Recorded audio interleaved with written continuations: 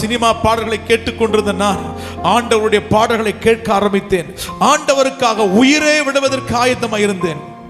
ஆனால் வறுமை மாறவில்லை, கஷ்டங்கள் மாறவில்லை, துயரங்கள் மாறவில்லை. ஒரு நாள் ஆண்டவர் சமூகத்தில் அழுது கொண்டிருந்த, ஆண்டவரே நான் என்ன செய்ய சித்தமாய் இருக்கிறேன் என்று சொல்லி அழுது கொண்டிருக்கும் பொழுது ஆண்டவர் சொன்னார், மகனே என்னுடைய ஊழியத்துக்காக உன்னை தெரிந்து கொண்டேன், நீ வருவாயா என்று கேட்டார். நான் சொன்னேன், சமுதாயத்தில் நான் புறக்கணிக்கப்பட்டவன், நான் படிப்பறிவில்லாதவன், நான் பலவீனமானவன், நான் தாய் தகப்பன் இல்லாத, வீடு இல்லாதவன், அனாதை, நான் மைனஸ்ல இருக்கிறேன், யாரும் என்னை ஏற்றுக்கொள்ள மாட்டாங்க.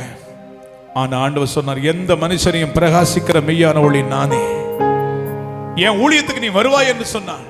நான் உன்னை ராஜாக்களுக்கு மத்தியில் உன்னை கொண்டு போவேன், பிரபுக்களுக்கு மத்தியில் உன்னை கொண்டு போவேன், பூமியின் கடைமனை மட்டும் உன்னை கொண்டு போய் நிறுத்துவேன். நீ வருவாயா என்று கேட்டார். ஐ அம் சரண்டர்.